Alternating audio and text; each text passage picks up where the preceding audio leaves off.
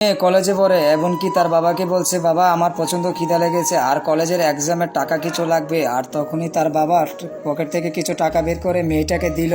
তখনই মেয়েটার বাবাকে বলছে, বাবা এই টাকা তুমি দিয়েছো এক্সামের জন্য। আচ্ছা বাবা আমার লাগবে না, ঠিক আছে পরবর্তী আমি জোগাড় করে দেবো। তখন বাবাটা বললো, এই তুই রেখে দে তুই টাকা। তখনই মেয়েটার বাবা এই কথাটা শেষ করে রেস্টুরেন্ট থেকে এক বাটি খাবার অর্ডার করে, তারপরে নিজে না খেয়ে মেয়েটাকে দেয়। মেয়েটা বলে কি, বাবা আমার খিদা নেই, এখন আমি বাসায় গিয়ে খেয়ে নিবো। পরে মেয়েটার বাবা বলে কি, আমার পেটে খিদা নেই, আমি খেয়ে এসেছি একটু আগে, আমার মালিকে আমাকে অফিসে অনেক ভালো ভালো খাবার দিয়েছে, বা মা তুই খেয়ে নে এই খাবারটা। তারপরে মেয়েটি সুন্দর করে খাবারটি খেয়ে শেষ করে তারপরে মেয়েটির বাবাকে বলে, বাবা এখন তাহলে আমি যাই, আমার কলেজের দেরি হয়ে যাচ্ছে, এক্সাম চালু হয়ে যাবে। তখন বাবা বলে, ঠিক আছে তুই যা। তখন মেয়েটির বাবাকে বলে, আচ্ছা বাবা তাহলে ঠিক আছে আমি চলে যাই, তুমি কাজ শেষে বাসায় চলে যেও। তখন মেয়েটির বাবা বলছে, আচ্ছা ঠিক আছে মা, তুই সুন্দর করে যাস তুই স্কুলে। পরে বন্ধুরা বাটিতে কিছু ঝোল ছিল আর সকালে কিছু বনরুটি কিনেছিল, আর তো সেই বনরুটি গুলো খায় এবং কি ঝোলের সাথে মিশিয়ে খাচ্ছিল। আর তখনই একটি মহিলা পিছন থেকে দেখে ফেলে। লোকটির পিছনে থাকা অপর পাশে একটি মহিলা এই কাহিনীটা লোকটার দেখে নেয়। আর তখন সেখান থেকে উঠে মহিলাটা দোকানদারের কাছে যায় এবং কি আরেকটি খাবারের বাটি অর্ডার করে। পরে মহিলাটি বলে, এক বাটি খাবার দাও এই লোকটির জন্য। তারপরে তার মেয়ে